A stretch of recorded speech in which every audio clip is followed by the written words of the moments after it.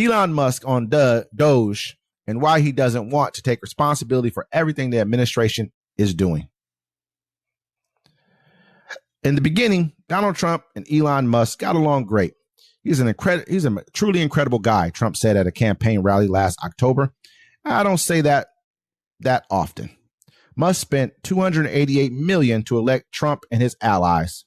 The president invited Musk into the Oval Office and cabinet meetings.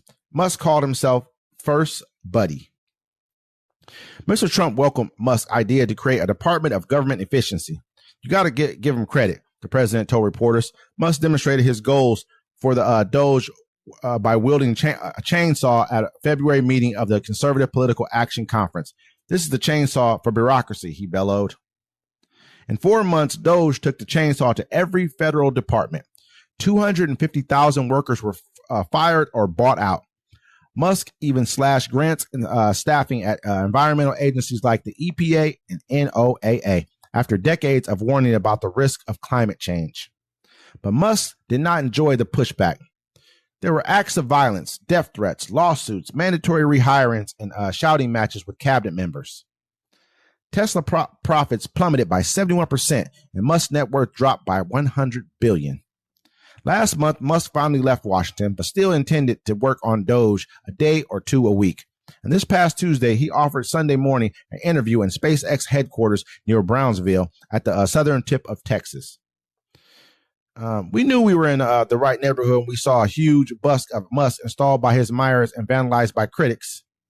But the interview didn't go off to a smooth start. We'll just leave it. But yeah, so basically, this is Elon Musk. He had a White House meeting on Sunday. I don't know if it was this past Sunday or Sunday before. I think it was last week where he had a son. He said, "Oh, his son punched him in the eye." Yeah, I mean, he had a pretty nice little black eye he had on. Yeah. You know what I mean? I was like, I didn't know where he got the black eye from. I'm pretty sure your son's not strong enough to punch you in the eye and give you a black eye like that. Well, I wasn't in France. I'm like, well, what happened in France, bro? Why are you bringing that up? Okay, because the France's president got mushed by his wife on the plane. They show you, like, you saw it happen. She like mushed his face and everybody saw it. So basically, man, I don't know. Dude looked like he was smoking. I'm gonna keep it real. I don't know if you guys saw him, the way he was moving around and kind of the way he was doing it, like one of those trippy, like old, like 1970 movies and stuff. That's what he was going through a trip like that. You know, and I know they say he has he's like autism or some sort, but no, man, something's not right with dude. His mouth's all funny looking, and he looked like he's smoking. Yeah, no, he's like a functional dope fiend. They said he's been doing ketamine and he's been doing mushrooms on the whole the whole campaign trail. They got the video of him sitting in there. I'm gonna find it too. He's swacking right next to Trump. Yeah, somebody like, I don't know. Well, they're saying so it could have been two things, right? They're saying Elon got punched in the face for shoving 62-year-old Treasury Secretary Scott Bessent. He hit him? Yeah, they're saying that he hit him, right? But it's on this side of his eye, right? And they're saying Stephen Miller's left hand. That's what I heard too. And they're saying about Stephen Miller. Stephen Miller's like a White House, like I can't. He's not chief of staff, is he? No, I don't know. He's like some type of a. He was working in the White House like some type of a appointed assistant to Trump, right? And his wife went to go work for DOGE, and then his wife, after DOGE is over, left the White House to go work for Elon Musk personally. And everyone's saying that there's a lot of the publications are saying that his wife left him to go be with Elon. You know, Elon's got dropping kids all over the place. So, I mean, I got to say right now, man, him and Trump were kind of going through it a little bit too. They were beefing. He came out saying that, hey, man, I don't know why. I feel like the big, beautiful bill is basically just ruining everything. All the work that DOGE did to make cuts and stuff is basically just being eaten up by the big, beautiful bill. I don't agree with it. It's not a good bill. He's basically trying to get back in the good graces of people. My bad to cut you off. They were beefing him and the Treasury Secretary because they were like, yo, bro, you said you was going to cut $1 trillion. Like you did $8 billion, maybe.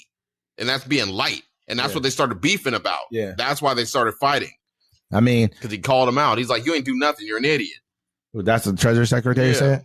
I mean, and it's true. He didn't really make any cuts. He did. It's a whole bunch of hoopla, but nothing done. It's just like everything else. These people have been talking about all this waste, fraud, abuse, all these things going on, in the government, but they haven't come out with anything. So that speaks volumes about that what they've said to you has been lies, but you're still buying it because you have to keep pressing on with the same lies. Just like the same lie about, didn't Epstein kill himself or something like that, or he didn't kill him or something. You guys were saying that he didn't kill himself, and I'm not saying whether he did or didn't. But then you got the two guys who the FBI, Cash Patel, and then his assistant working on the case. Now they all come out saying, "Oh yeah, he definitely killed himself. I know for sure," because you can't trust anything these people say, man. They've been lying from the beginning. They said they're going to release the files. They didn't. They didn't release anything. That's just what's been going on this entire time, bro. I mean, now you look at Elon. He's leaving right now.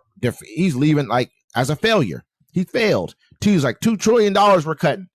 This dude doesn't do anything. He just basically cut your jobs. That's all he did. That was his cuts, your jobs. You know what I mean? Whatever you had going on for you and your family, I'm going to cut that from you. And then I'm going to take away any other program I can get so I can pocket some more money. And I'm going to make back $100 billion for the fact of me even spending this 288. It was nothing. I would trade that out. That's a swap out. I mean, they took a lot of money from everybody. You know, Elon Musk is a monster. But, you know, the whole thing is like people are like, oh, why would she do that to Stephen Miller? And I was telling Wes off camera, and I'm going to tell y'all like this. Dave Chappelle once made a skit called Black People Reparations. And in the skit, a reporter went up to this dude named Tron. Like, Tron, you're the richest man in the world. How'd you get the money? He's like, oh, my hands got hot in the dice game. Right. And he explained it to her. And he was like, hey, baby, come sit on my lap. How would you like to sleep with the richest man in the world? And the reporter was like, well, since you put it that way, and sat on his lap. You know what I'm saying? So, I mean, money will make you do some strange things. But I got a picture of her. She ain't that ugly, but she got a cool little wife. She's a monster just like Stephen Miller is. But we're going to keep you updated because Stephen Miller is left-handed. And ladies and gentlemen, it's Uncommon Courtesy. Until next time.